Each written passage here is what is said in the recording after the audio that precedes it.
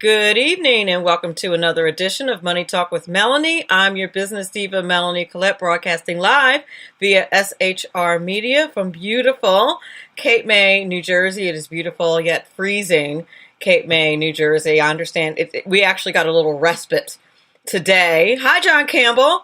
I knew I was forgetting to tag somebody. I forgot to tag my sponsors. John Campbell is one of my sponsors. Welcome. Welcome, Chuck Wilson. Welcome, Kenneth Michael. How are you? I knew when I was doing my tags for the video, I was like, I'm forgetting to tag somebody. I feel like there's more people that I should be tagging. That was it. But welcome to Money Talk with Melanie. I'm excited to have Ken Van Liew. He's the CEO of Global Real Estate Strategies. He's going to talk to us about the modern wealth building formula, and that's hour one. And then hour two, I'm going to have Tom Wheelwright. He's a best-selling author, entrepreneur, and worldwide authority on taxes. But he's going to talk to us about how to break down the trade war with China. So I'm very excited actually to talk to him about that, because since the government has been shut down, it's back open, I believe, or will be soon. They've reached an agreement today. Very happy for the workers who have been furloughed and for the workers who have been working without getting paid. I'm very happy to hear that. Kind of. I'm happy for them. I'm happy that they're going to get paid. I can't imagine going. You're relying on your paycheck and going 2 pay periods without your paycheck. Not cool. So I'm happy for them about that. I don't know how these negotiations are going to go. I don't. I'm a little concerned about that, but that's an issue. Susan Enderly, hello. Hello, Ellen Kelly, Earl Phillip, Doug Paz. I hope you all are well. Happy Friday to you. We made it another week. We are blessed to have made it another week. Thank goodness, thank goodness, thank goodness. So we're going to talk about the trade wars that have not been very much in the news the second hour with Tom Wheelwright. So I'm glad we're going to talk about that, because that is still influencing the market, of course, and influencing our economy. So I'd like to see how China is doing with that. And there's lots of rumors swirling around how China's economy is doing. Turns out that they're not very honest about how their economy is doing, about how their numbers are doing. They don't have a pesky constitution and checks and balances to deal with like we do. So, thank you, Doug. You're the best. They say, but they had some negative news recently, and they say if it's that negative, that usually they're lying. So it must be more negative than they say. So I think we're going to have an interesting conversation with Tom Wheelwright later on today. Before I go any further, I want to thank my sponsors, of course. John Campbell, thank you very much for being a strong supporter of Money Talk with Melanie. If you want any further information about John's services, please do email him at cards4biz now, B-I-Z, now at gmail.com. I also want to thank always Eva Rosenberg, aka the Tax Mama. If you have not picked up your Trump tax cut book yet, you should do so as soon as possible. Hey, Kira Ennis, glad you have joined. You should do that as soon as possible. And then, of course, Robert Houston, Mr. Credit Repair.biz himself. Want to thank you so much for supporting Money Talk with Melanie. You're awesome. Hey, everybody's saying hi in the chat. Hey, Chuck. Happy belated birthday there, Chuck Wilson. Let's see, what else do I have to talk to you about? I do all these notes in preparation for the show, and a lot of times I never look at them. So I thought maybe I would go ahead and look at my notes this show. If you're a truck driver, and when I'm on Sirius XM, I talk to a ton of truck drivers, it seems like Walmart is the place to go to drive a truck, because there is a shortage of truck drivers. And from what I understand, it's getting your CDL and getting a truck driving job is difficult, and there's a shortage. Walmart has raised their wages so much so that it was in the news. They're offering predictable schedules, a minimum of 21 paid days off, quarterly bonuses, and which apparently are unusual in this industry. They're expected to jump to $87,500 next month from $86,000 a year is what they're paying their average driver. Not bad if you can get it. So I would check that out. The Labor Department this week has accused Oracle of underpaying women and minorities. And apparently this case is dated back to 2017. I find it very hard to believe that this is actually happening in 2018, but apparently it is. And I've only ever worked in my adult life really in education. I worked in the corporate world for, I don't know, I worked in the corporate world for about 5 years before I jumped into education. But apparently this really does happen in the private sector where they pay women and minorities less than other people. And Oracle has been accused anyway of doing this. And it resulted in underpayment of $400 million over 4 years. This is according to the government. Yikes. This is 500 engineers that were hired via Oracle's college recruiting program from 2013 to 2016. 90% of them, according to Wired magazine, were Asian. If you're not familiar with Wired magazine, you would have to be a mega nerd like myself who loves technology, probably, to be a subscriber to Wired magazine like I am. But Wired magazine gives you like the ins and outs of all things technology. And do I get Cosmo? No. Do I get Vogue? No. Do I get Wired? Yes, I get Wired magazine. And according to Wired, this is the case. Engineers make good money. And if they're underpaying, one of my besties is a chemical engineer.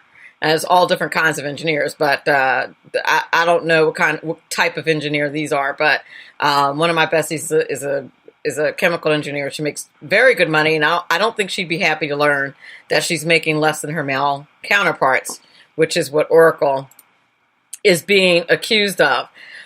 Google, the company that says that they do no evil, I think was their mantra. Yes, Doug Poss. Wired is a PC magazine, kind of. It's really in all things technology, not just PC. Like it talks about anything technology and all the stuff that's going on in technology. Like if I were a normal woman who liked to read like about dumb stuff, it's like it's not dumb stuff about technology, but you know, they put in Cosmo, like, you know, top 5 makeup brands and all that kind of stuff. It's like that, but technology. So it's a really cool, it's like a normal magazine. It's not geeky. That's why I like it. It's like, it's normal. It's like a technology magazine for normal people. No, I don't read PC Mag. I don't read PC Magazine because that's not for normal people. And I'm like a normal person who happens to like technology and who happens to know a lot about it. But I'm normal. Like I'm different from everybody in the computer technology department at Stockton, which is now the department that I work in. I don't think anybody has red hair. Nor are they black, nor are they short, nor are they a woman. So yeah, I'm a unicorn in my existence. Oh, you're the best. So, anyway, but yeah, Wired magazine. If you have a penchant for geekiness, but you consider yourself a little bit cool, Wired magazine's the way to go. Just saying. But Google wants to reinstate an employer's right to ban the use of its email system, to form unions, circulate petitions, and instigate walkouts. What kind of crud is that? They have done this twice. They've requested from the National Labor Relations Board to overturn the legal precedent protecting employees who do so as a form of punishment. That's, do no evil? I don't know about that. Google. Well, you're kind of restricting speech when you do that. What are you doing? All right, I'm going to get off my soapbox now. I'm not even going to get into it because I don't want my Google account canceled. I am a little bit of a hypocrite when it comes to that. But I don't like the things that they do. But I need Google. I have a very salacious relationship with them. I'm sorry. It's a torrid relationship that I have with Google. Anywho, you're listening to Money Talk with Melanie. I'm your business diva, Melanie Collette. We'll be right back in a couple of minutes with Ken Van Liew, brand new Ron Edwards notebook coming your way right now. The Republican Party is certainly not perfect, but it's the Democrats who are now officially the party of death and destruction. Hello, I'm Ron Edwards on today's page from the Edwards Notebook. When it comes to every major issue affecting our republic, Democrats have become the party of how low can you go? It's not enough that far too many Americans slaughter their babies via abortion, but New York Governor Cuomo and other Democrats celebrate the fact that now Americans can kill their babies all the way up to the point of birth. We know that no nation can remain strong with open borders, but Speaker Nancy Pelosi, Chucky Schumer, and most Democrats are literally willing to sacrifice our national sovereignty and greatness on her altar of hatred of President Trump. Not because of any wrongs the president has said or done, because she and other Democrats have done far worse, which I believe will be revealed and dealt with soon, but because Trump has dared to challenge the status quo swamp-dwelling internationals who have been working to literally bury the United States under a mountain of United Nations and other leftist-inspired regulations that would replace our Constitution and Bill of Rights foundation. Wake up, America, the republic you save may be your own. I'm Ron Edwards. Don't miss the Ron Edwards Experience Fridays at 4 p.m. Eastern, 1 p.m. Pacific on SHR Media and AmericaMatters.us and Sundays at 12 a.m. on Talk America Radio Network. Ron Edwards, the new voice of America. Sponsored by the Tri-County Liberty Coalition. Making a living can be tough these days with so many jobs going overseas. If you love numbers and puzzles and want job security, you can become a tax specialist with an amazing 6-month tax course from Tax Mama. Operate your own tax practice locally or anywhere in the world where there are American taxpayers. It's a great way to write off your trips to visit family for months at a time. Everything you need to pass the IRS 3 special enrollment examinations is included in this course. Visit irsexams.school. And if you need more than 6 months, that's okay. Take your time. You're in the course until you pass the exams or until you unsubscribe and reject Tax Mama's emails.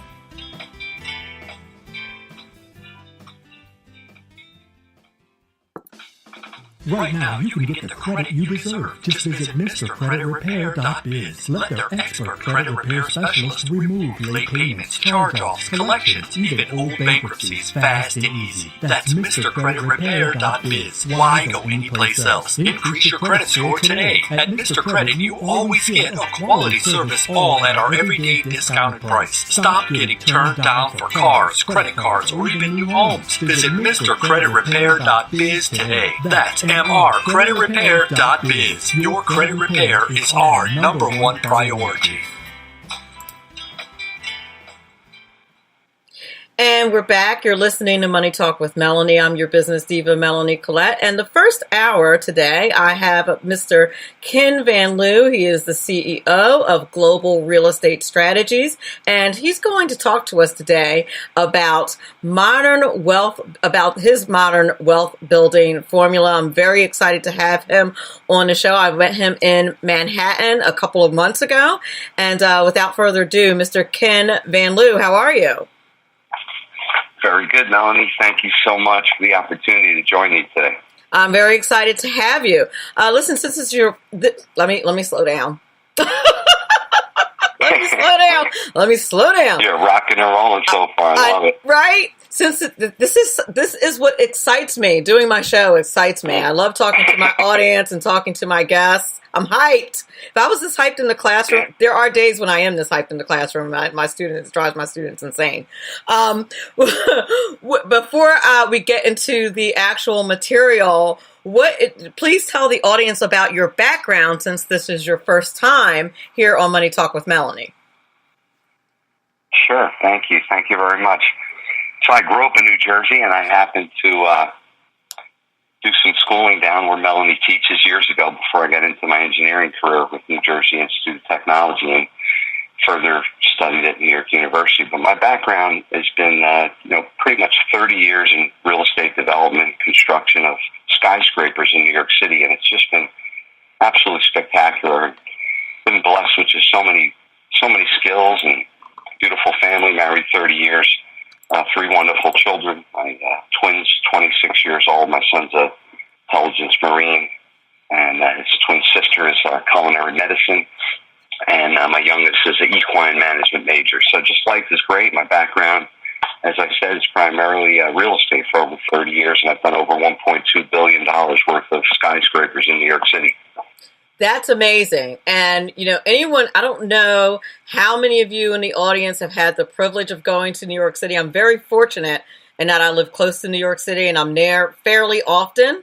But it's amazing to look at the skyscrapers in New York City and to stand just in the center of that, like in a place like Manhattan, and just be in awe. Just the they make use of those buildings as advertising space, and it's incredible.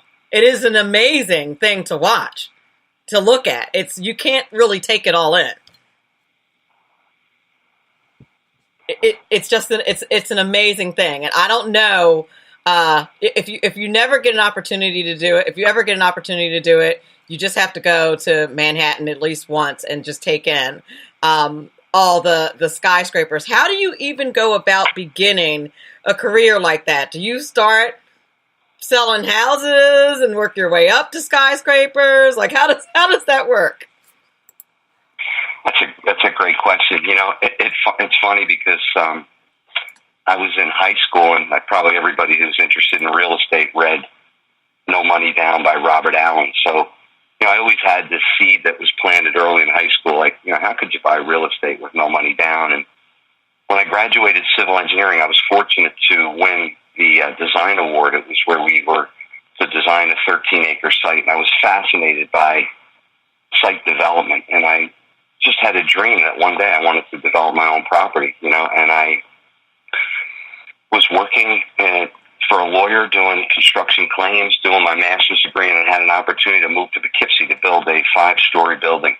And I left the engineering desk and said, this is what I really want to do. I was never the type of guy to sit there and play with my calculator. I really wanted to be with people and create things. And when I finished that building, I saw an ad in the paper that the Left Rack organization was building the New Jersey waterfront, and I was fortunate to land an opportunity to build my first high-rise. And that just led to this extreme passion of, building 950 units before I was 26, and then taking that experience into New York City, working for the number one construction management company in the world, and then some of the biggest developers. And then in 1997, broke out on my own and developed a $17 million project with little experience, really no experience in development, and not a lot of money. I was basically just had a job and created an amazing 113-bed, 72,000 square foot assisted living in Bridgewater, New Jersey. Do you hear, when you say development, you hear that word a lot. Can you explain to the audience exactly what it is that a developer does? Sure. And, that's a great question, because it leads into a little bit about how the thinking is related to the formula. And development, I guess, in the simplest form is taking it doesn't necessarily have to be a vacant piece of land, but taking a vacant piece of land. You've probably driven by many vacant corners, and all of a sudden there's a beautiful bank or a retail strip mall or a development. And not many people know something like that takes years of time to put together. In a lot of cases, for the larger projects, where you conceptually sometimes buy property and join them together, go through a whole conceptual design process, design it, and create a place where you call your home, Right. And that's full-blown real estate development. And it could be looked at in many ways, because I would say micro-development is when you go buy a house and you renovate it and you sell it, because it has all the components of real estate development. The only difference really is that there was something standing on the site. You could buy an old vacant building and do it. So a developer essentially is, I would say, at the highest level of real estate, where they've experienced all the different aspects of real estate. I started looking for deals, wholesaling, then I bought a house, I fixed and flipped it, bought and hold something, and then it led, up the chain. But what I'm trying to teach people is that I want them to start thinking as a skyscraper expert, and not necessarily think you have to work in a linear approach to become a developer or to think like a developer and to have the sensory acuity where you could see deals that you would never see if you didn't have that mindset. Okay. So if you're a person who wants to, I'm trying to ascertain where the developer comes in. So say I was shopping for property, or I'm an investor and I see a piece of land, but I'm not sure what I want to do with it. Is that when I would hire somebody like you to help me with that, to help me develop that land into a profitable piece of property, and think about like what the best thing would be to put there? Or yes, okay. That's exactly it. And what it is called highest and best use. So in that situation where someone doesn't have a lot of experience and they see an opportunity, they call it co-development. So they wouldn't necessarily, one option would be they could hire me to help them, or they could ask if I wanted to join hands with them and co-develop it. And that's where, someone that doesn't have expertise, but that sees a big vision, that doesn't just want to, look for some small deal or a vacant house. I think that's a tremendous approach, when you find something, to just know some real estate developers or know people that are at that end of the evolution and team up with them. And would the same thing be done in a situation where, say, you're someone who wants to do a strip mall or something like that, and you already know where you want to put it, but you want to know how to, you want to know what kind of storefront to put that would work best in that area and things like that. Is that something you would do? Is that something you would help them with? So, yes, exactly. Like, so for any type of, a vacant, say, for example, an old vacant commercial building, a lot of times you'll see a conversion into a residential. If it's an old industrial building, a lot of times in North Jersey. And, those are the types of projects. But I guess you can look at it as the developer is an expert. So an expert in real estate, whereas whatever type of project you're getting involved in, whether it's wholesaling or fixing and flipping, buy and hold, large renovations, a developer would be the person that could advise you in any of those circumstances. And that's primarily what Global Real Estate Strategies does. We're real estate advisors for a lot of developers. We also do some of our own development. And that's essentially what we do, is help people move their projects forward. Our goal is to help them achieve their goal. Okay, I was wondering, because I feel like when someone says that they're a real estate developer, that it's a really ambiguous term, and that I'm probably not the only person that doesn't know exactly what that means. And that's why I asked. That's why I asked the question. I'm like, I can't be the only person who doesn't know specifically what that means. Like what it is that you do, when it is that you bring in the business developer. Exactly. Yeah. So I'm glad that I got an opportunity to ask that question. I hope everybody's not rolling their eyes going, how could you not know exactly what a building developer does?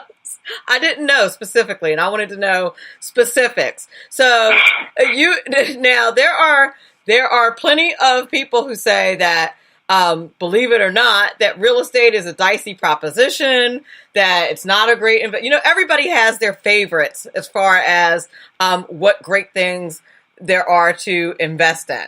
I had somebody on a couple of weeks ago that's a metals guy. Really, I would say that's a dicey proposition. I have some people on that are crypto guys. Believe it or not, crypto guys. That think that the crypto market's still a wonderful idea. I have another brilliant friend who's an investor who wouldn't touch crypto with a 10-foot pole. So why do you think real estate is the most fabulous thing in the world to invest in? And what is its role in the modern wealth building formula? Yes, so I'd love to answer that question. So I don't know how other people have experienced, but really when it comes down to it, there's only, in my view, two types of investments, and it's either stocks or real estate. And no question, stocks, everybody talks, that's the way to go.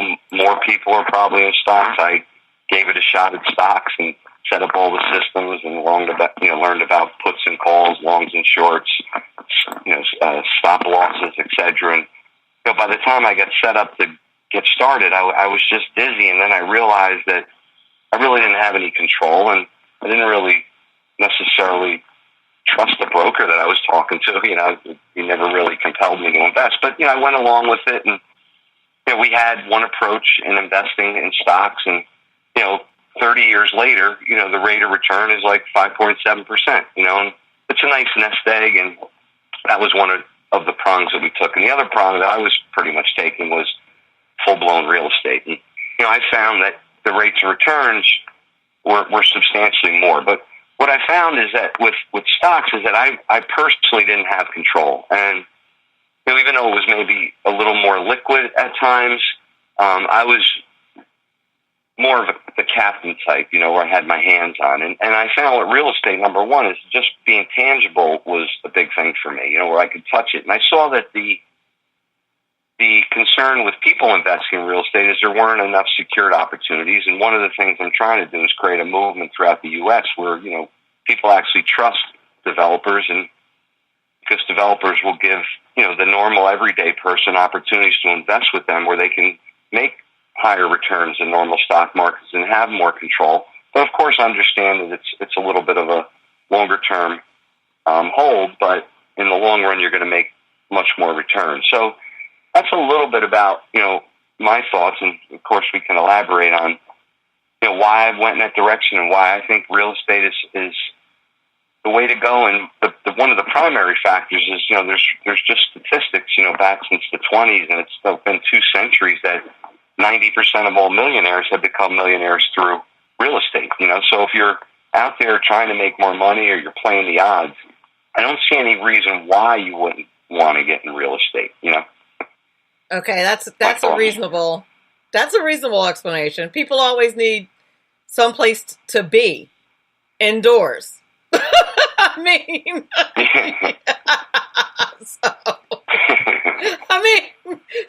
I mean, seriously. So, to me, that's a perfectly reasonable thing. I mean, buildings, for the most part, are going to be used if you play your cards right. So, I mean, I could see the reasoning. I think I could see the reasoning behind that. And you're saying statistically, when people start making money, that's generally when they want to keep their money. That's where they go, into the real estate market. Yeah, that's what I'm finding. I mean, you're going to see now a lot of money being pulled out of the market. With the baby boomers retiring, and it's a great opportunity for them to put some more money aside. Generate some passive income. Where you don't really do that in the stock market. And I think it has just tremendous opportunity. And my whole point of the modern wealth building formula is to really get people to rethink their approach. And the introduction is all about traditional investing and traditional problems, and that's kind of where I'm heading people in their thinking. Now, the passive income, is that another factor of why you're enthusiastic about the real estate market? Yeah, I mean, that's, I mean, for people, the one thing that's been really disturbing for me is that, I truly believe that this is an epidemic in the sense that, there's statistics that say, 65% of the people aren't saving anything. Over 40% of the people are retiring with less than $10,000. And, something has to be done about it, and I diverted on your question, but I think that, people really need to, really just look at it and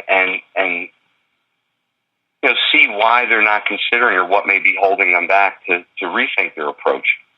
Well, no, that actually makes a lot of sense. I don't think you necessarily diverted on the question, because because when you think, sorry about that, those of you who are listening on SHR are probably like, why did she just say, oh, wow? Because my video ended for no reason. All of a sudden, that's why I said, oh, wow. Sorry about that. For those of you who are listening on SHR Media, my video just suddenly ended for no reason. It was very bizarre. But if you think about the reason why I don't think you diverted on the question, because if you think about retirement and people not having retirement money set aside and real estate really being a source of passive income, real estate makes perfect sense. If you have no other means to have money coming in, then why not invest in real estate and have some type of income coming in while you're retired? And there's no, it's not limited. When you're investing in your 401k or you're investing in your or any other real estate fund, there's an end to that. And then you have to live off of, however the stock market plays itself out. You have to live off of the interest. You have to live off of payments. But if you've invested in real estate, then you have some passive income to live off of. So I don't think you necessarily diverted the question. I'm gonna defend you. I'm gonna defend you on that and say that I don't think you necessarily diverted the question. Yeah, and I think just specifically related to the question is like I can't see how anybody couldn't use like an extra couple grand a month, right? I mean, my whole goal was like, hey, if I can just get enough to pay for my mortgage, and then I can get enough to pay for my car payment, and I can get enough to have a little bit extra money, it changes your life, and that's what, it may sound hokey, but I have a purpose to really transform every person I meet and to give people the opportunity to think a little different and to have the confidence that they can do it. For sure. Now, why can the everyday person be confident that it's something that they can do? What is it about? And actually, I'm going to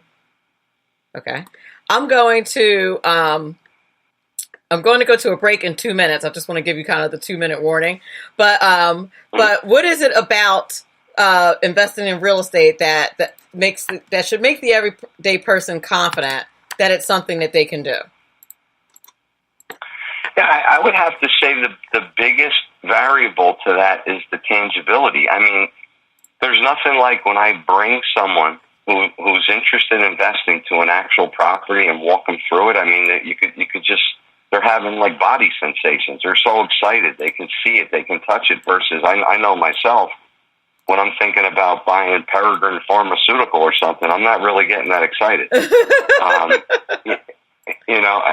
I think that what I found is people love it. I mean, I had it set up where I had a camera that would basically shoot the entire house where someone could virtually walk through, a blown out house and see like the extent of the renovation in the bathroom, and give them the feel of walking through. But if they want to come down and walk and go to the site, here's the lockbox number, and people like that. And I think if people just start doing that and trying it instead of sitting back and going, oh, I can't do it. I find that we really just have to get people to take action, and I think that's another thing that I'm good at, and I want to really try to make a difference is to get people to take action.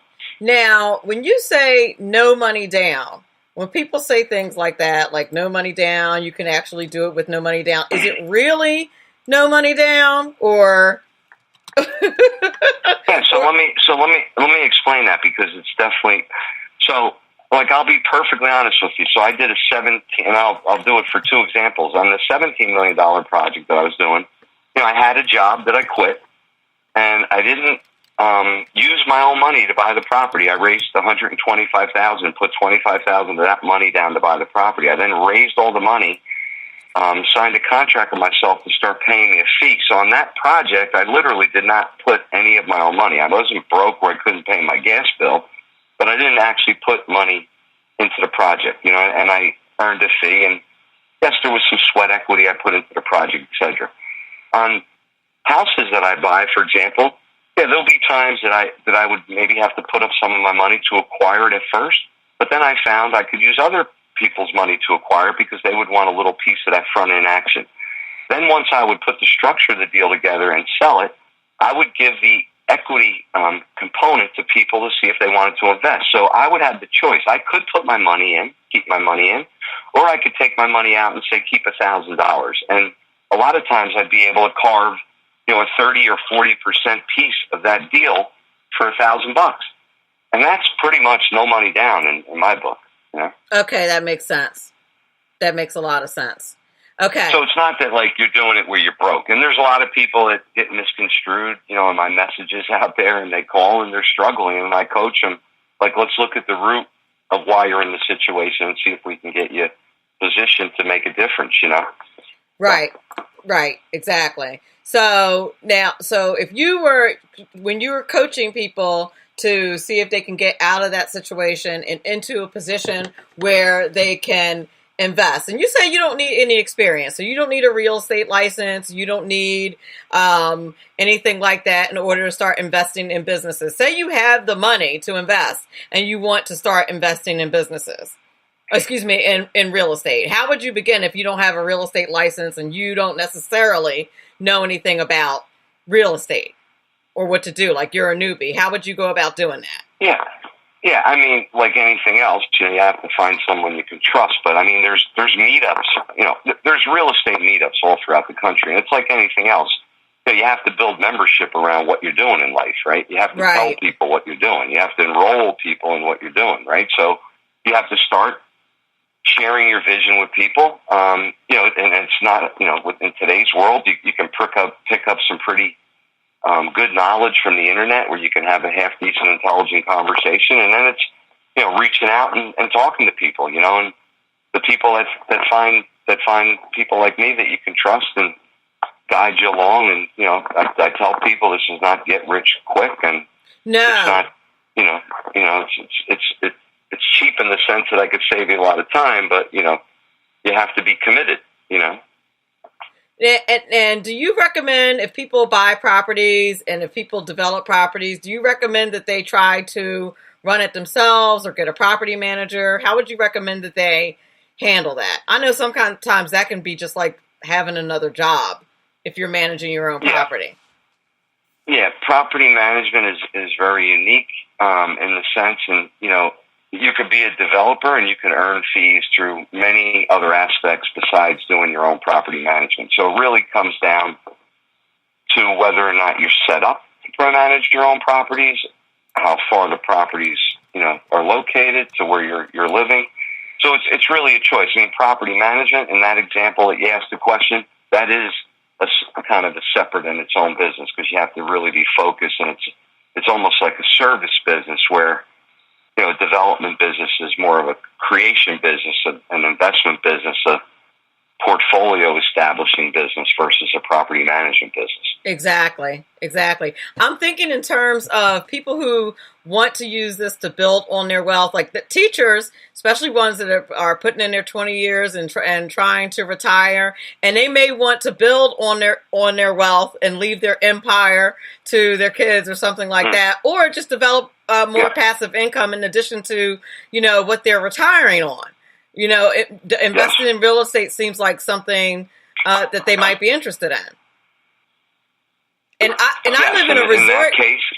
In that case where, you know, someone doesn't have the expertise and they have a little nest egg and they want to keep it working for them, what I do on properties I have in other states, you know, you pay an extra 5%. They take it out of the rent, and you get your report every year. You file your taxes and you collect a check, and life goes on, you know. And if you have an issue, you drive to the property, you jump in a plane, and you address it, you know.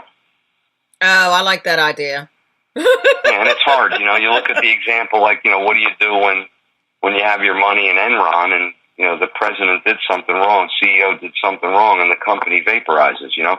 I got stuck in that same pinch in 2007. We had millions of dollars tied in with Lehman, and when they crashed, you know, it was a horrible, horrible time. But, you know, that was a banking crisis, you know, that, you know, we hope we never see that again, but so that's why I just like the tangibility aspect of it, you know. Exactly. And who wants to keep looking at their retirement bank statement?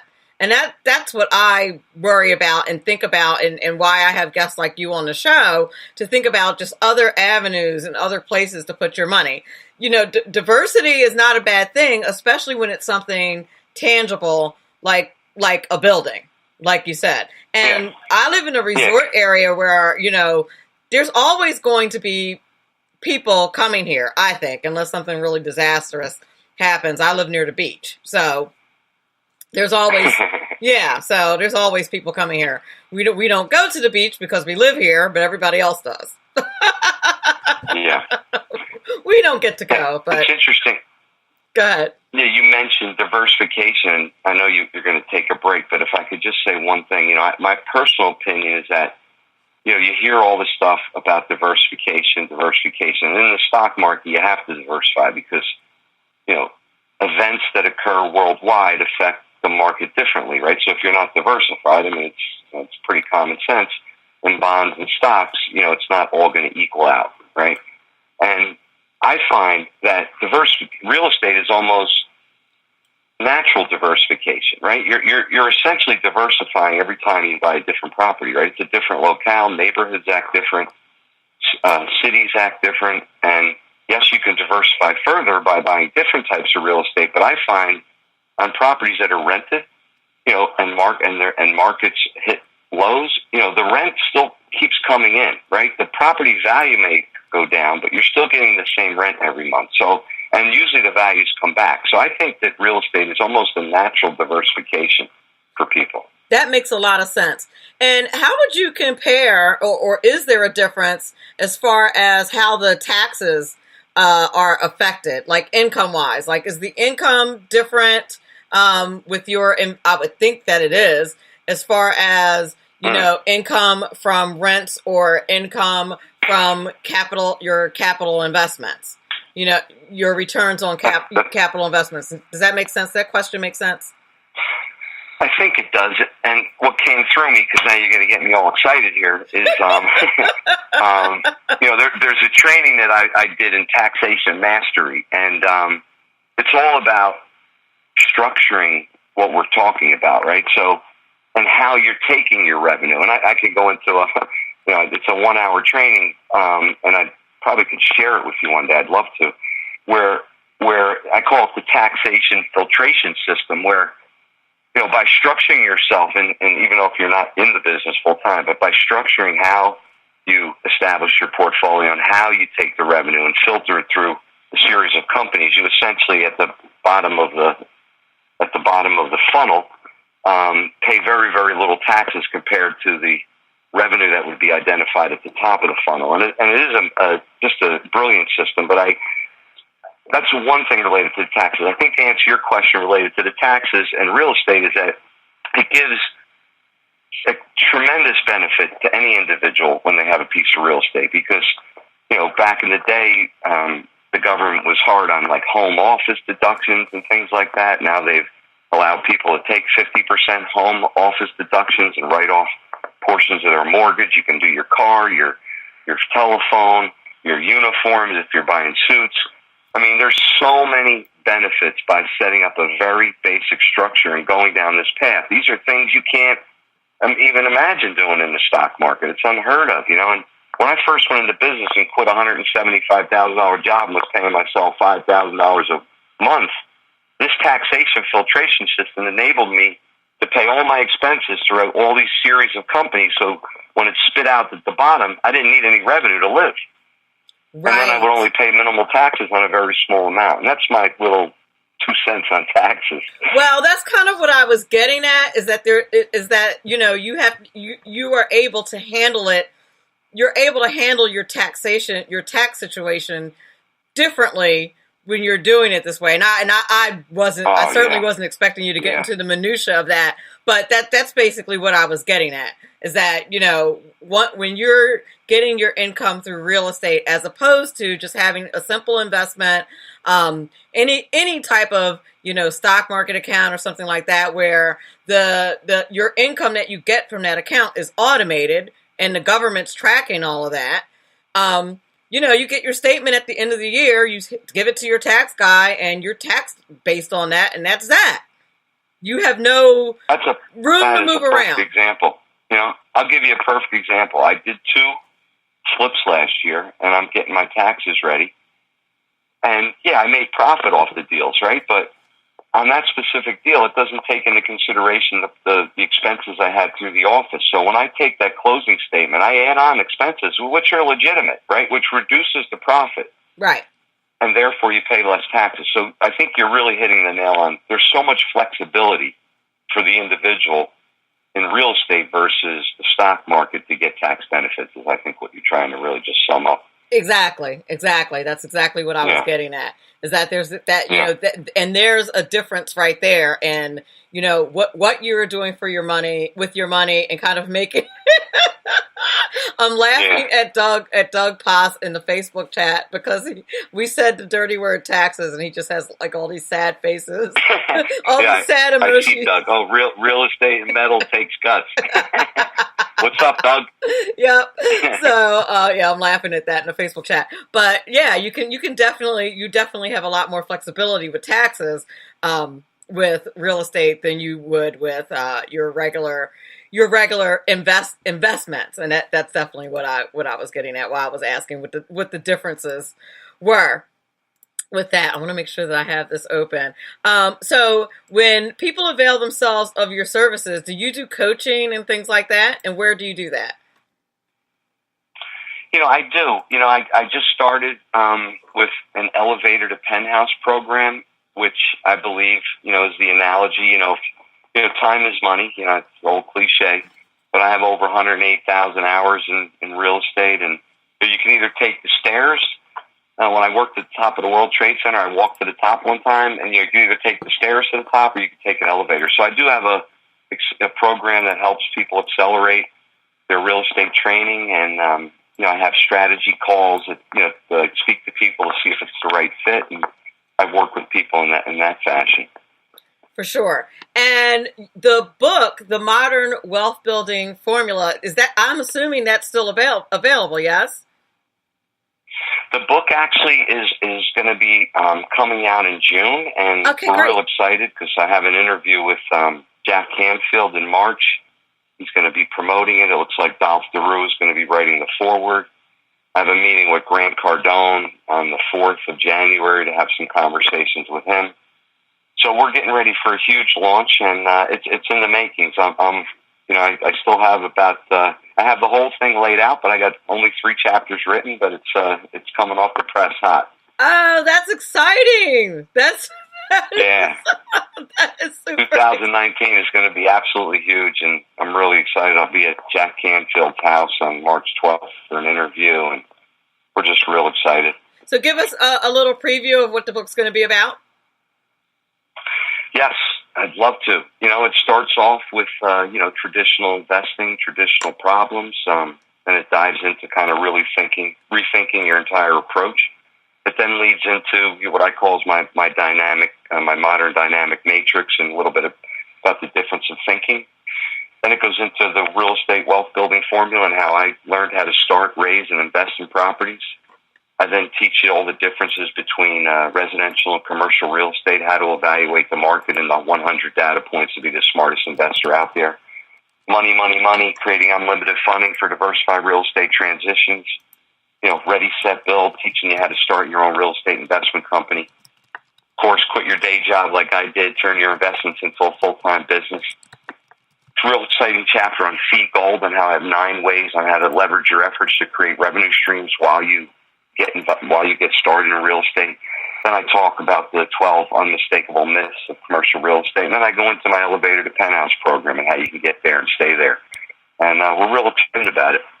I love it. Well, listen, best of luck to you with the book. I can't make sure you come back on the show so you can talk about it. Oh, absolutely. I'm going after everybody at the top. And went over to Amazon and seen all the books I got to knock off the top shelf. So we're good to go. Oh, my goodness. It's incredible. They sell something like 1 million books a day. It's amazing. It's just so exciting. It is. I'm going to be right behind you. Thank you. Listen, thank you.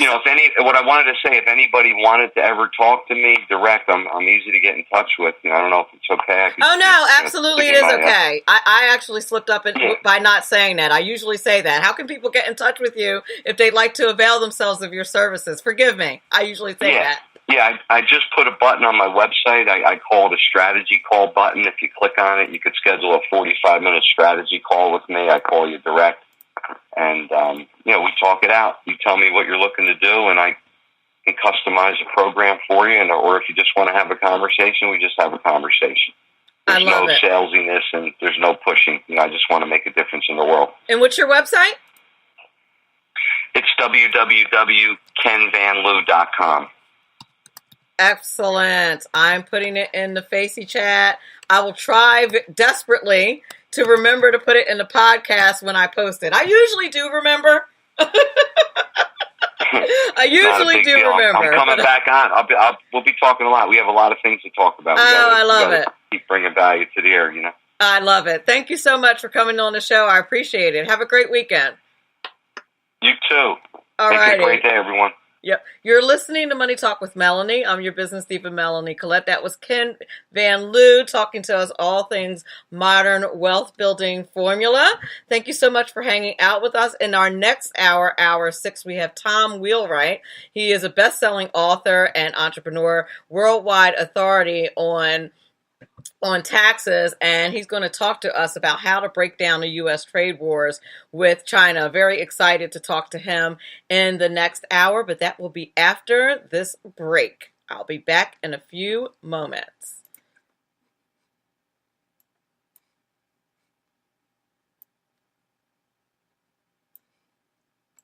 Making a living can be tough these days with so many jobs going overseas. If you love numbers and puzzles and want job security, you can become a tax specialist with an amazing 6-month tax course from Tax Mama. Operate your own tax practice locally or anywhere in the world where there are American taxpayers. It's a great way to write off your trips to visit family for months at a time. Everything you need to pass the IRS 3 special enrollment examinations is included in this course. Visit irsexams.school. And if you need more than 6 months, that's okay. Take your time. You're in the course until you pass the exams or until you unsubscribe and reject Tax Mama's emails.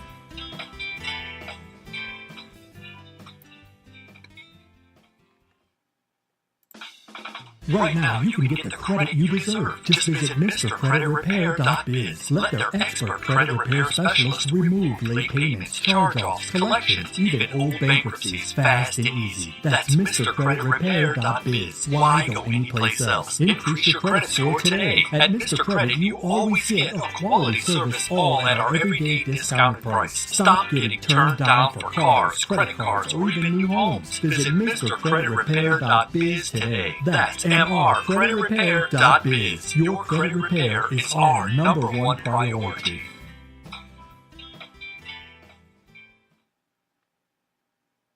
Welcome to this week's Money Talk Minute. I'm your business diva, Melanie Collette.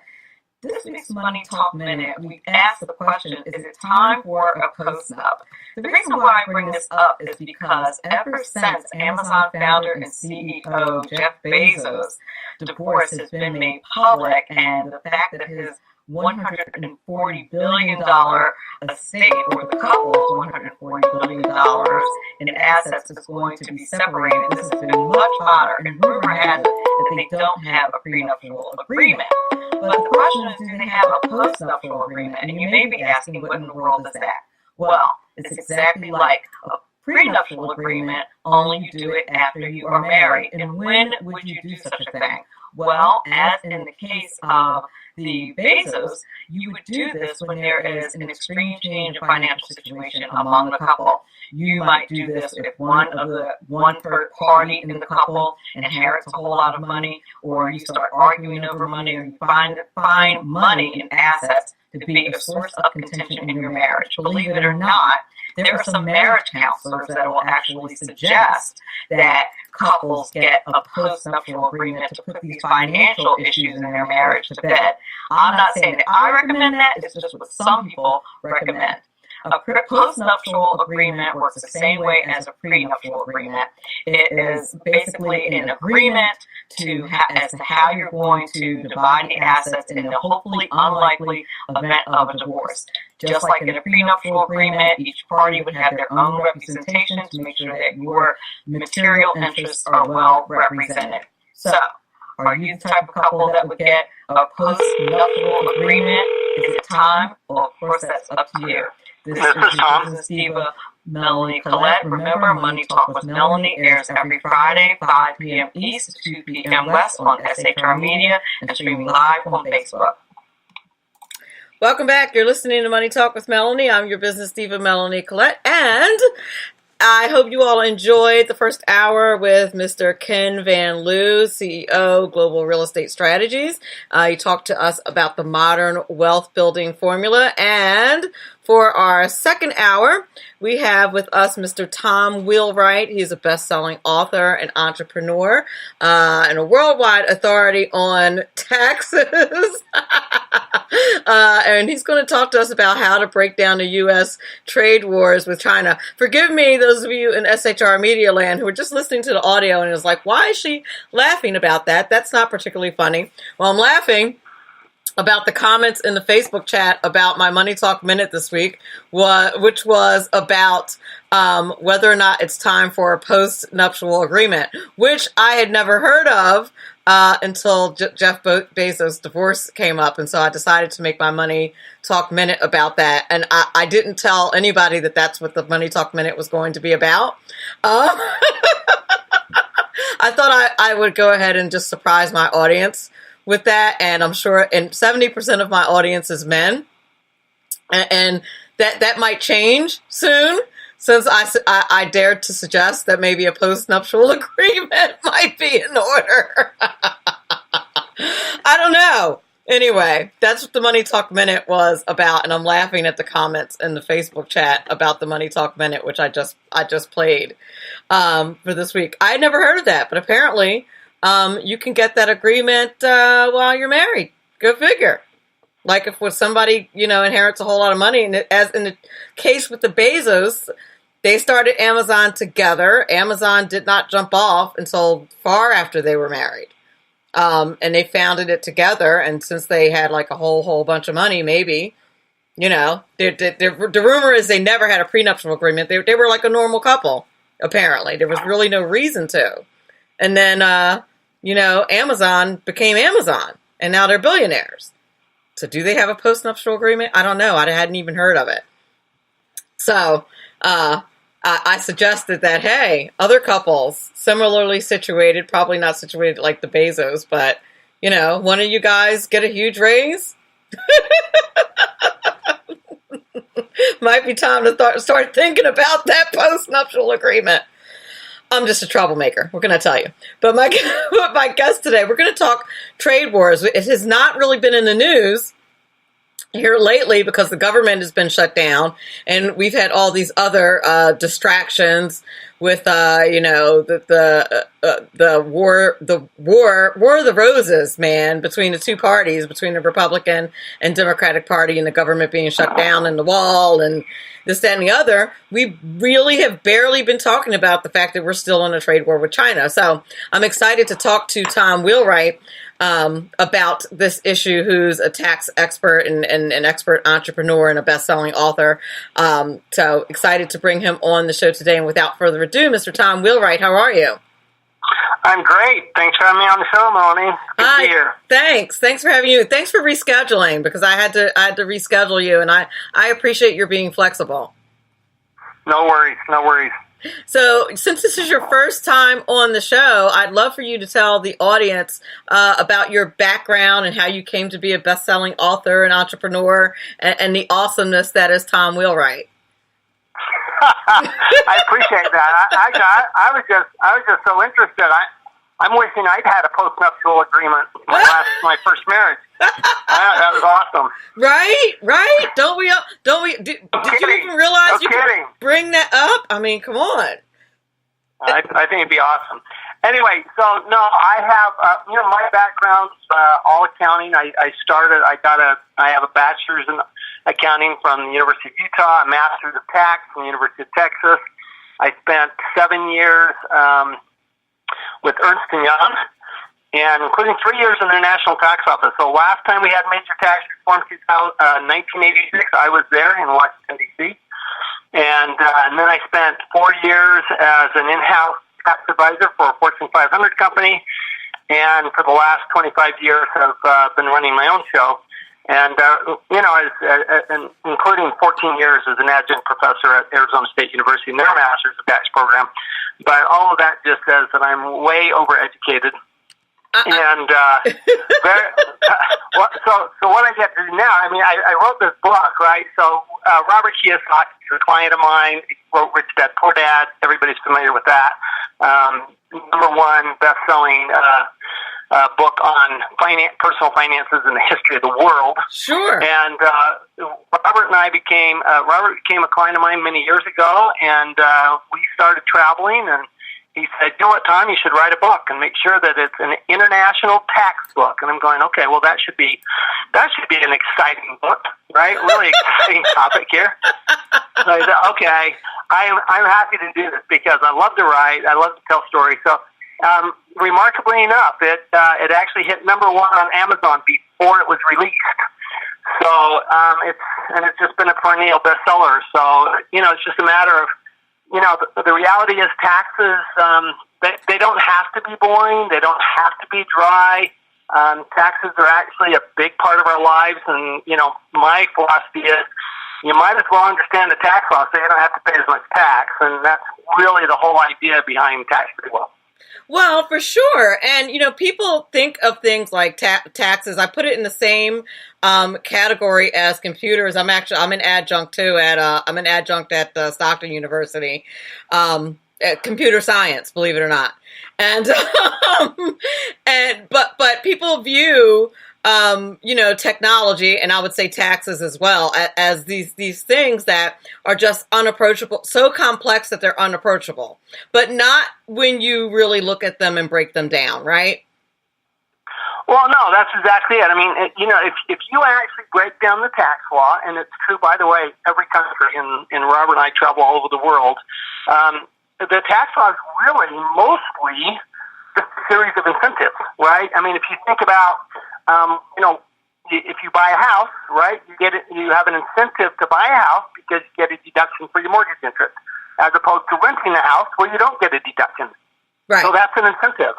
Well, and I was just responding to a reporter's request earlier today about why does Warren Buffett and all these rich people, why do they pay so much less tax? Well, it's just doing what the government has asked them to do, which is, invest in business, invest in energy, invest in the economy. And when people do that, the government says, look, we want you to do that, so we'll give you a tax break if you do it.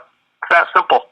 It is that simple. And, unfortunately, people don't think globally enough. People don't think in terms of the macro. So it's really hard for them to understand. And you have to, you take a very simple fact. It's, that you have that fallacy of reasoning, like they pay less taxes, less percentage of taxes or whatever. And therefore and they have so much more money than me, and therefore it's wrong. And it's like, all of that reasoning is wrong. All of that. Like everything about how you're reasoning is wrong because you don't understand the economy and why that money would never be invested in the other things that we need if the government didn't incentivize it. So, it's... whether we would do that or not, I don't know. But, back in the 60s, they experimented with it and they found that it worked. So they said, well, we're going to do more of it, and now every country in the world does it. So that's why we have incentives to invest in real estate, incentives to invest in business, incentives to invest in energy. Australia has big incentives for having more children because they don't have enough immigrants coming in. So they actually have incentives for having more children. So, if you want to have more kids, go to Australia, you get tax incentives. That's true, you do. Although, kids are really expensive. They are. If you do a cost-benefit analysis, that balance sheet does not balance out. I'm just saying. It does. I've got two of my own, and you know what? It's got to be off-balance sheet stuff that makes it worthwhile because we'd never do it if it was for finances. Oh, for sure. I don't have any kids. And I have said to people, I'm like, if anybody did the cost-benefit analysis on that, you would never have kids. Anybody who sat down and put it on paper, you would never do that. It's not a great financial decision, is all I'm saying. No, that's true. Robert Kiyosaki and his wife Kim, they came up with this team called Cash Flow a number of years ago, like 20 years ago, over 20 years ago. And one of the spaces you land on is you have a baby. And when you land on that space, you have to add an expense to your income statement every month for the rest of your life. Exactly. That's kind of what it's like. Exactly. No, that's exactly it. And you know, when you don't have kids and you say things like that, people think you're being mean, and I'm just telling the truth. Like I'm not. You know what? It's worth every penny of it. I'm sure that it is. I'm not suggesting that it isn't. I'm all I'm saying is I had one of my students ask me last year, or maybe 2 years ago. He was a senior, and he's like, this is a really personal question, but can I ask you? He's like, you're a teacher. Seem like you like kids. Why don't you have any? And I said, it is a personal question, but I'll answer it. I said, you're really expensive and you break stuff. and you know what he said? He said, that's fair. And he started laughing. That's great. Yeah, it is, man. I was way off topic, but I just think it's true. But there are tax incentives for all of that. You're right. You're right. That's part of the reason that they incentivize it, I'm sure, is because you need a little bit of incentive to do that, you know, and it because it contributes to society, and it's important. It's important to society to contribute that way. I hope I contribute by teaching all the kids that you guys have. That's my contribution. I try to teach them. That's awesome. I love it. But yeah, that's true. So the tariffs, where the tariffs are concerned, and the war that we're having, I'm not sure it's quite a war yet. I guess it might be a war that we're having with China, the tariff war. Tariffs really are a tax. And people don't view it that way, or do you view it that way? That's my view, that tariffs really are a tax. It's absolutely a tax. And what most people don't understand is that most countries, we're one of the few countries that doesn't have a value-added tax. China has a value-added tax. Europe has a huge value-added tax. Canada, Mexico all have value-added taxes. And what a value-added tax does is it taxes imports and doesn't tax exports. So we're at a disadvantage because when China ships goods to us, there's no value-added tax. When we ship products to them, there is. So there's this huge disconnect because of the way our taxes are structured, frankly, that puts us at a disadvantage vis-a-vis really any other country, just about any other country. And what most people don't understand is that the idea behind tariffs, now I'm not going to comment whether they're good or bad and which tariffs are good and which tariffs are bad, but the idea behind it is, okay, we're going to equalize this. We're going to equalize, you're taxing our stuff, we're going to tax your stuff. It's just that we're going to call it a tariff because that's what works in our system. They're going to call it a value-added tax or a general sales tax. That's what works in your system. And that's really fundamentally, that's all it comes down to. Okay. So there really isn't that much of a difference. I gotcha. I see what you're saying. So let's not make a judgment on whether or not it's good or bad. Why are we the only country that has that structure? You know, that's an interesting question. It is. The U.S. is very much anti-taxes, just as a general rule. I mean, you look at our corporate income tax is now the lowest one of the lowest in the world. Our personal income tax is one of the lowest in the world. People think, oh my heavens, we have a 37% highest tax rate. Yeah, but that doesn't even kick in until $500,000, $600,000, depending on whether you're single or married. Whereas there are other countries where that'll kick in at $80,000, right, or $90,000. So our tax rates are very, very low compared to the rest of the world. Our income taxes are. We do have sales tax, but remember that in the U.S., we give states a lot of authority whereas in other countries, their provinces or their states really don't have that much authority for the most part. So we have sales tax, or that sales tax is a state sales tax, right? And so that's really kind of our equivalent of value-added tax, because we don't have a national sales tax. We have state sales taxes. But it doesn't quite work the same as the value-added tax, and so I still think that we end up at a significant disadvantage vis-a-vis other countries. But it's really because, I think a lot of it is because we give states the authority to charge their own sales taxes, and we've just never done a value-added tax. I think that day will come where we'll have to do a value-added tax. Frankly, it would pay for all sorts of government services. And if you really wanted to have a national health care plan, you could do it with a value-added tax, and it wouldn't have to be very high. So, I'm not a fan of new taxes. The reality is that at some point in time, I think we will have to go there. That's frightening. I don't like the sound of that. I'm not feeling it like any of that at all. I'm not liking that at all. But I understand what you're saying in terms of thinking that it's an impossibility to avoid it if you're going to have a national health care plan, which, I'm not sure that you can necessarily...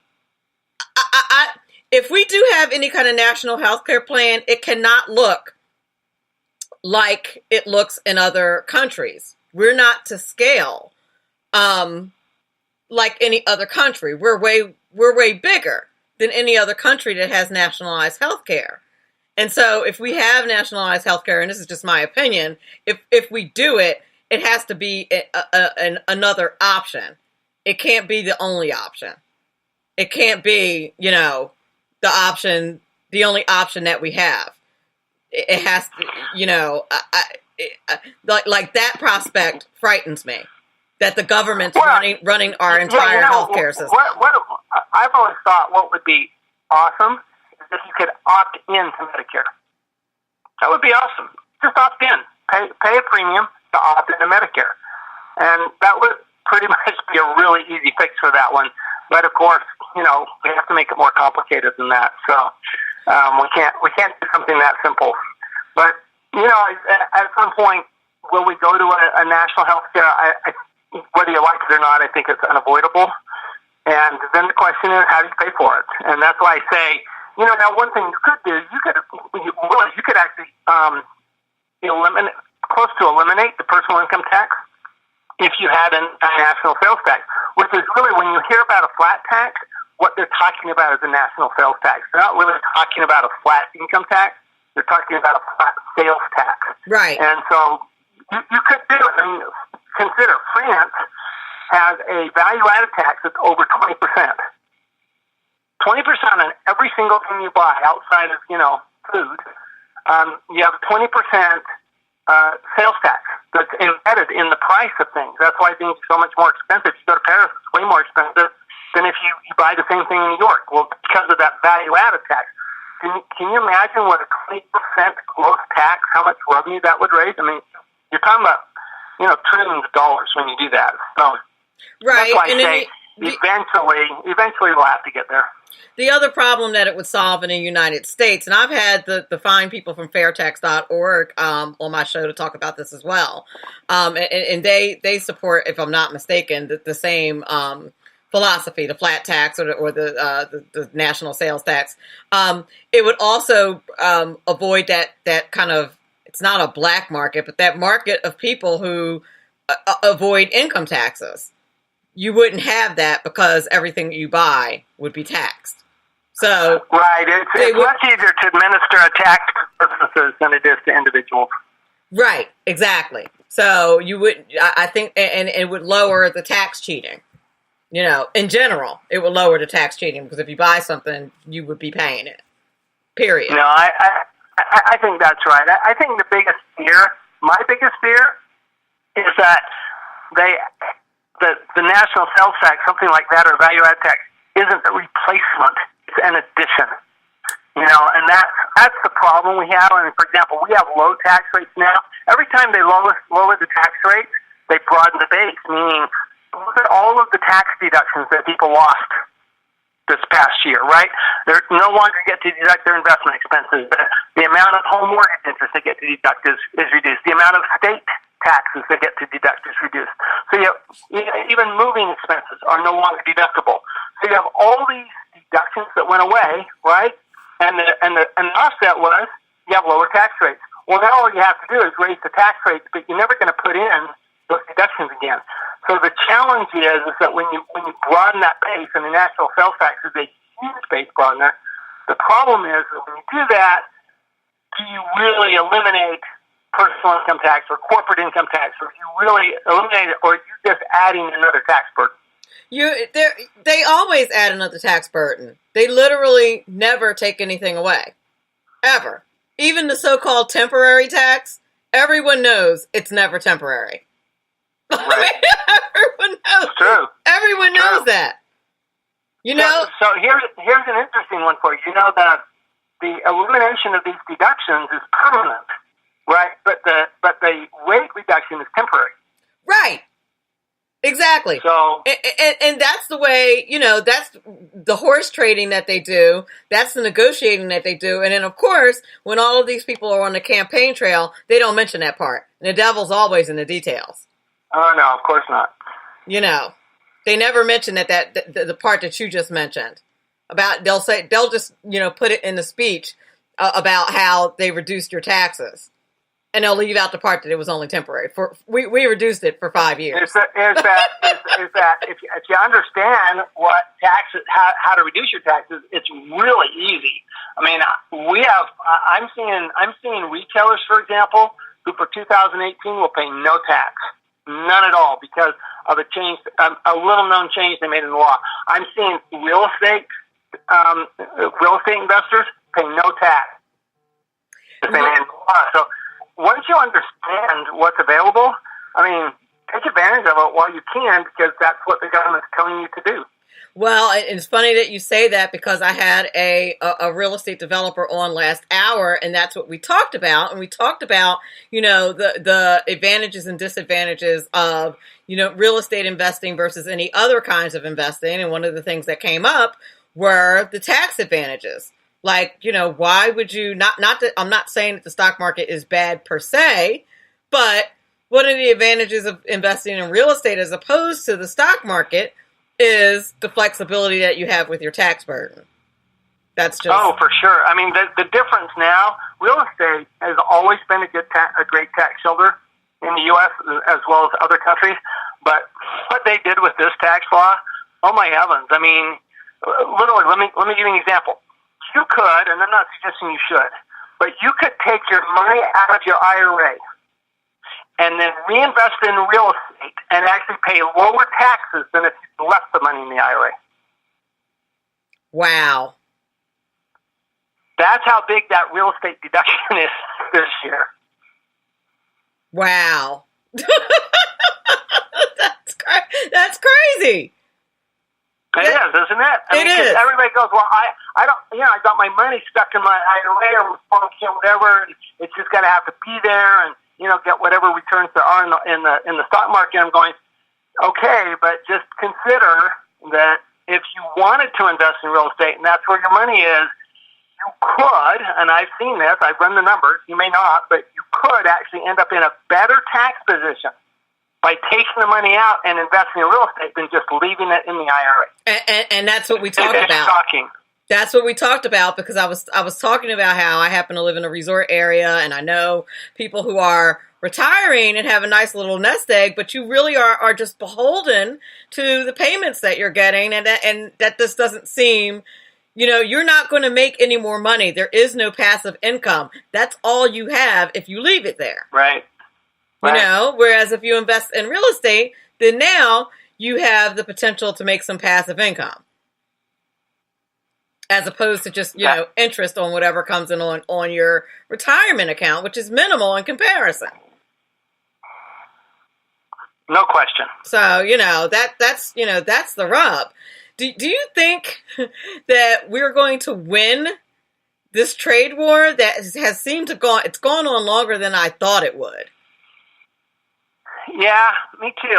It's interesting. Who knows? I mean, you see what what the administration did with Mexico and Canada, and it worked, right? They got a better trade deal with than what they had with NAFTA. So, it's yet to be seen what happens. I mean, who thought the government would be shut down for 35 days? So, China's.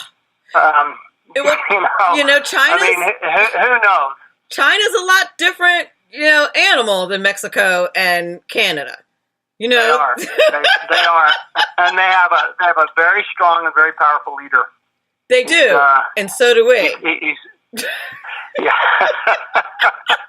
it's an interesting dynamic there. Yeah, sure. You have two alphas running our countries. So, so you have this, and the other thing is our intellectual property. I had no idea. Whenever I think about intellectual property, I thought of things like purses and technology.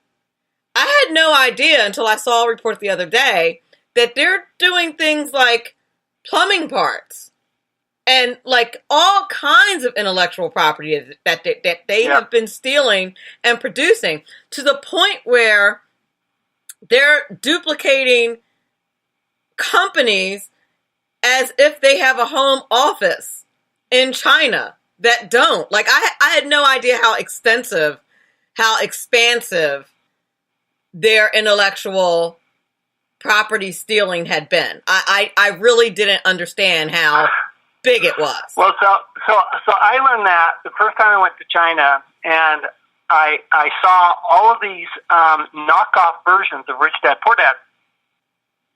All these people in the audience, they had knockoff versions. They didn't buy the official version of Rich Dad Poor Dad. They had all these knockoff versions of Rich Dad Poor Dad. I mean, you publish a book in Chinese, and you may sell 3 copies, and the Chinese will buy 30 million copies, but you only sold 3.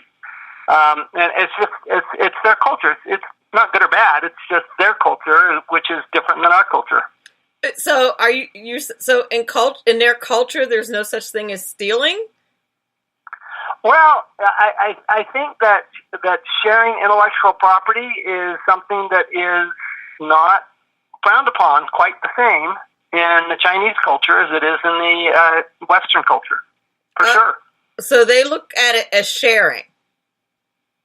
Well, so they look at it as, but that sure seems to be what it is. I met a guy who was gypsy, and gypsies are taught to pickpocket when they're really small, when they're really young. And he said, you know what? That's just you're just helping people share. That's all you're doing. I mean, that's what he told me. So I think the biggest mistake we make is when we assume that other cultures have the same values we do, and we try to operate under our values instead of looking at, okay, what are their values, good or bad? What are they? And maybe we ought to be, looking at how do we operate within a little bit, understanding their system a little better. Okay. I understand that. But have we made it clear to them what our system is? Yep. I think that we have made it clear that when we put something for sale, we do indeed mean it's for sale. Because it doesn't... I think we make it pretty clear that we're not sharing. That we're... I think we do, and I think they make it pretty clear that they are going to force us to share. Oh. Gotcha. Well, all right then. It's you know what? It's just fascinating. That's a nice thing about traveling around the world, like I do with Robert, is that you go to these different cultures. You go, oh, they think For example, we are in Moscow, Russia, and we're talking to this young entrepreneur who's just very, very, very successful. I mean, worth millions and millions of dollars. And he said, so here's what you have to understand. In Russia, we look at laws as suggestions. So they're just suggestions. They're not absolutes. If there's a law, it's a suggestion. And I'm going, that's a lot different than the way we view laws around here. Yeah, laws are, by definition, not suggestions. That's why there's a law.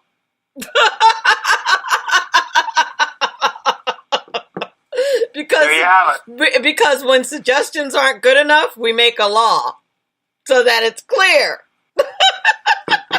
So, well, let me ask you about about the Chinese culture then. Does the sharing go both ways? Are we allowed to take things from China and share them for a profit? Is the United States a last? Do you think our government doesn't do as much espionage in China as China does in the U.S.? I think that our government is angelic and always does the right thing, of course. Well, good. I'm glad somebody thinks that. I mean, our money says "In God We Trust," so obviously everyone operates under that umbrella. Yeah, of course. I assume. Industrial espionage is an age-old issue, so I don't think it's restricted to one culture. Well, I mean, that's true, but, maybe what we take objection to is, like, we would never, I don't know where, I don't think we would take a Chinese company and just duplicate it in the United States and put their name on, like, a building. I don't think we would do that, but I think we're always, looking. Again, I think we're always doing espionage. But you're right. I mean, it's just a very different culture, and we just have to recognize it and then do accordingly. I really think that's the idea behind putting pressure on with things like tariffs. Is okay. Let's pressure, put a little pressure on them to maybe behave a little differently. That's always the goal. Whether it works or not, that's another question. But that's always the goal.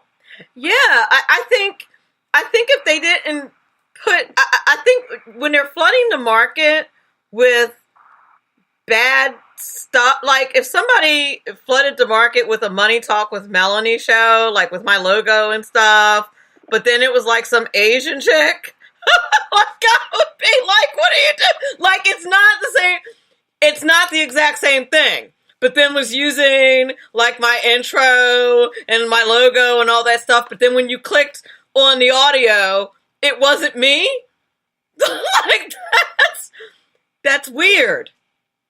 You understand what I'm saying? Like that's bizarre. And that's exactly what they do. Like they put the same name and everything on the building and they sell these products that are nothing like what they're saying it is. And that's crazy. Right? So you know what I mean?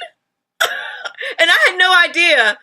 I really honestly, like when they said they steal intellectual property, what I thought they meant by that is like they steal our ideas and then use it as their own. That's what I thought they meant.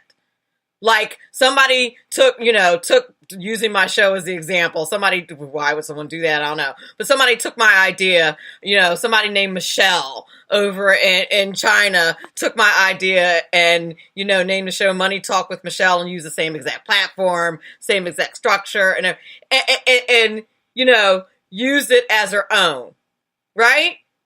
Different that's what I thought they meant by stealing intellectual property. I didn't know that they were taking the exact same names and then making inferior, products. But I should have known that by all the, Louis Vuitton in Manhattan. I was going to say, exactly. When you buy your $25 Rolex, right in Times Square, that was authentic, right? Totally. I got such a great deal. Yes. You did. It's just amazing how many they had right there on the street corner. Yes, that's true. You would not believe all the designer bags I get right outside the studio, the Sirius studio in Manhattan. Just, Yeah. Yes, Donna Karen happens for days. Everywhere. Yeah, but I guess I thought it was limited to like cheesy stuff like that, not important things. Like, car parts and plumbing parts and things that are important, like handbags. Who cares? Like, you're an idiot if you don't know, and it's not important. It's a handbag. Who cares? But, like, plumbing parts, that's kind of important. Like, that's, that you can't, like, if you think you're getting a high quality plumbing part and you put it in a building and you're getting a very inferior product, that's a problem. That's a legitimate problem, and they don't seem to care about that. That's all. Like, they're not using the same quality and just putting someone else's name on it. They're typically using inferior quality and putting a high quality name on it. Because they don't want it to be cheaper. Pardon? So that's the way you make it cheap. That's the way you make it cheaper, is by doing it inferior, having inferior quality, for sure. And that's a cultural thing. So they're really just sharing the name, and there's nothing in their culture that says that that's inappropriate. Is what you're saying? Yeah, I'm not an expert on the Chinese culture. I'm just saying, there's a lot of it over there. There's a lot. I mean, seriously, it's like I would never publish my book in China for that reason. I've actually been asked to publish my book in China. I said, yeah, I don't think so. Wow. So you probably wouldn't let it anywhere near China because you... Now, there may be a Chinese version that's actually floating around in China because somebody translated it and they published it. It may very well be out there, for all I know. The good news is that, as long as the information gets out, I guess it's not the end of the world if I'm not getting royalties on it. It's not like, you make a lot of money on books anyway, right? That's true. That's true. Now, so I guess President Trump's issue is, the company that I saw was the plumbing company, and their complaint was that people don't always know when they're buying what they're buying, and if you're a plumbing company and people think that they're buying your product and the product ends up being inferior, then it's damaging your brand, and that's right. And that's when there's a problem. No, I agree. I think that's a big problem. It'd be no different than if somebody misquoted you, right? Right. Somebody misquotes you in the press, and you're going, wait a minute, I didn't say that, and then it gets attributed to you, right? Or they stick somebody else's body with your head, right? That happens all the time. So it's an interesting, in today's world with the internet and all of the technology, it's so easy to. That's why it's called R&D, right? Rip off and duplicate. That's what. Right. That's not research that's what it and stands development. for. No. Okay. That's scary though. So do you think that we're doing? Okay, so you're saying that we should consider the culture. So I have to ask: do you think that we're doing the right thing in putting pressure on China to get them to stop sharing our intellectual property? Or for sure, because some of it's very serious. I mean, because it's one thing with a handbag or a book or something like that, but when it's weapon technology or things like that, it's really, really serious. So I think you absolutely, or even things that are economically serious, like you say, like car parts, etc. But I think even more so when you're looking at some of that really high-end technology, that's pretty serious because you're talking about things like weapons and stuff like that. So you certainly don't want somebody who could be your enemy. I don't think they are our enemy, but somebody who could be your enemy, you'd rather than not have that without them having to develop it themselves. Well, for sure. So, we have two very, like you said, we have a strong leadership in China. I think that the United States is definitely acting in a way that we don't normally act under President Trump's leadership. And I don't see him backing down without us getting some kind of better deal. I don't, with them. I don't. I don't know. I think we're going to come out. Go ahead. I'm sorry. We'll see. We'll see. There's no question that we need a better deal. There's no question.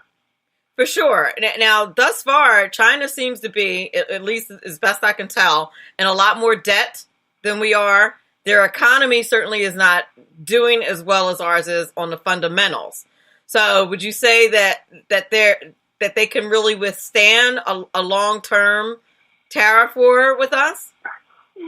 It's an interesting question. I actually think it still goes back to culture, which is what sacrifices are we willing to make versus what sacrifice they're willing to make.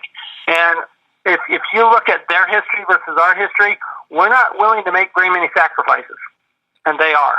And I think that's where what we forget is that other countries who have not been developed as long as we have, who have not had the benefit of the dollar, right, and everything that goes along with that, the trade, the being able to have trade imbalances like we do. When you consider that, they might be willing to make the sacrifice that we're not willing to make. I don't see Americans making a whole lot of sacrifices these days. Okay, and you bring about another valid point. I mean, their people don't really have power. Their people don't have a voice. That's right. So their people can't really complain about what's going on. I mean, if their people complain, it falls on deaf ears. So there you go. If they complain about the prices of things going up, or they complain, so what? There's no cost to the government if they complain. Whereas, over here in the United States, there is a penalty. There's a cost. That's right. Okay. And that's why I say, if we're not willing to sacrifice, seriously, it's been a long time since Americans have sacrificed anything significant. And when you look to these other countries that are really challenged, I mean, you go to any other country, you go to South America, for example, you see what's going on in Venezuela. You go to some of these other less developed countries, and they're used to sacrifice. And China, for the most part, is a less developed country.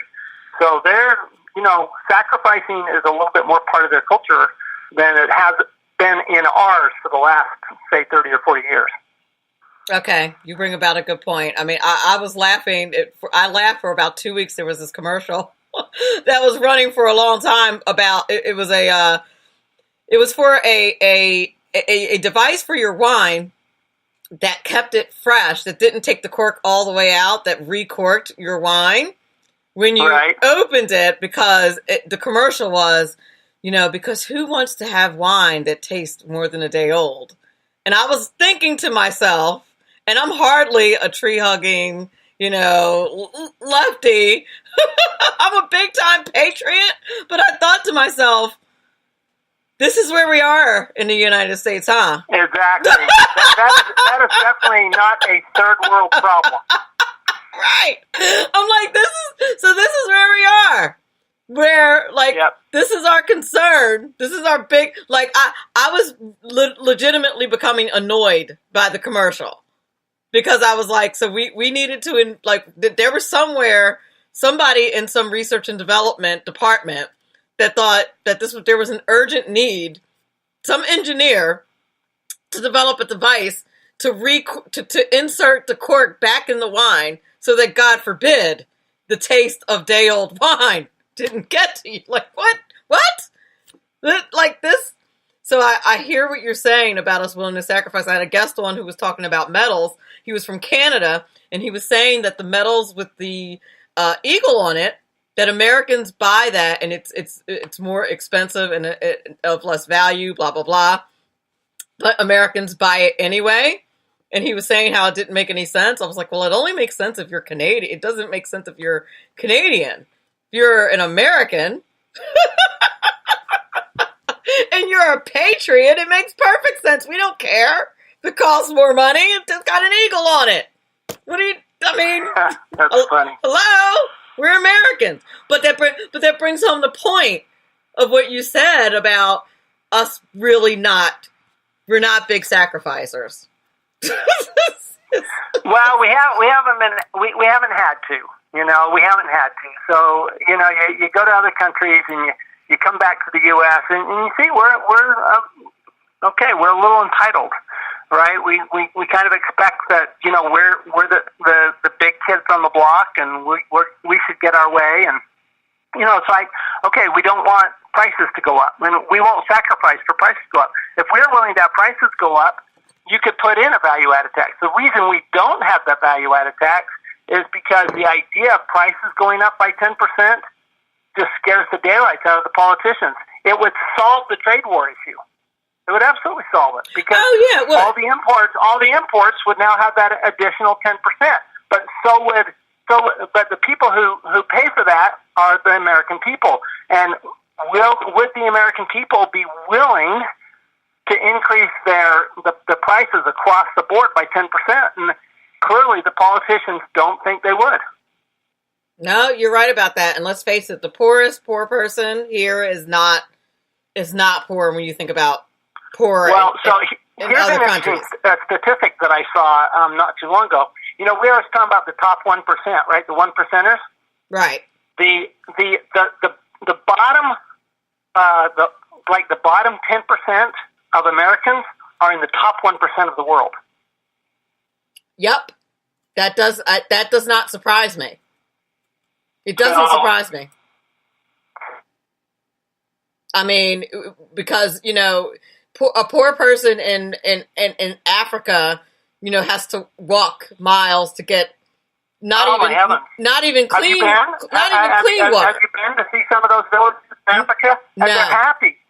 And they rebuild their houses every spring after the run up. They have to rebuild the house because they're mud and sticks, and yet they're happy.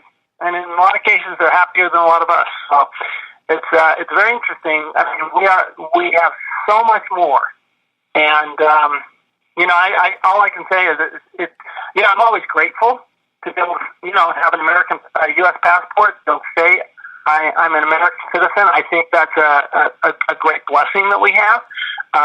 But I never want to be ungrateful. I never want to forget just how fortunate we are to be in this country. Oh, indeed, and I agree with you completely on that, for sure. It's a serious blessing. I wish more people understood what a blessing it is.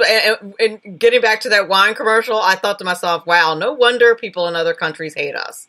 We're the pretty girl who has everything and just wants that much more. Like we already have everything. That's exactly right. That's exactly right. You know what I mean? We're the pretty girl at the prom. We're the prom queen. We're the prom queen. Like we have everything, but we also need a wine opener so that our wine is just as fresh as the day we open it. You know you're going to get hate mail from the wine people, right? I mean, Believe me. They love their wine. This is an important thing. I would tell you that if you were in France and you could make your wine better, they would love that because they love their wine. In France and Italy and they have beautiful wines. But it's definitely a first world problem. Believe me when I tell you I do plenty to support the wine industry. They won't be mad at me. And as much as if they cut me off, their stock's going to go down. No, but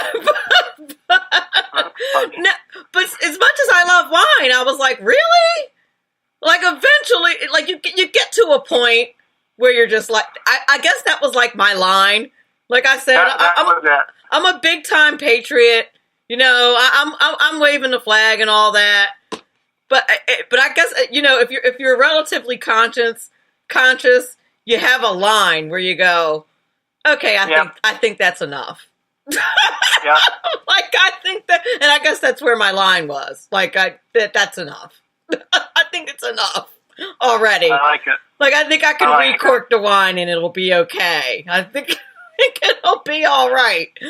It's just it just gets to be ridiculous. But I'm hoping, you know, I'm nervous about how North Korea and China seem to be becoming pretty chummy. I'm not totally sure that we're going to win this because I'm feeling like North Korea and China are. I'd like to think that President Trump is paying attention to this. If I'm seeing it, that they're becoming pretty chummy. They're not really paying attention to the what do you call them?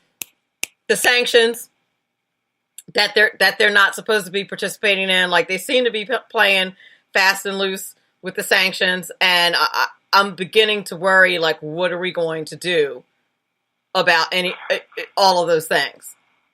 Well, and especially when you have China and North Korea on one hand, and then you have right next to them you have Russia. You know, you have Russia, Syria, Venezuela. So Russia is exerting its influence around the world. It's the world is changing. And it's changing pretty rapidly. I think it's very important to be paying attention. And you're right. You hope the politicians are paying attention too. But I certainly hope that the average person is paying some attention to what's going on in the rest of the world. Well, I don't think that most people aren't even paying attention to their local taxes. You know, I was did a live earlier talking about school and how parents pay. You know, parents pay for their education, but I don't think the average Joe Q parent even understands how they pay for their school. That their local property taxes pay for their school. Oh, right. Or right. You know what I mean? Like I think they'll yell and scream, "My tax dollars pay your salary." But if you ask them how, I would bet a year's salary that most of them don't know how.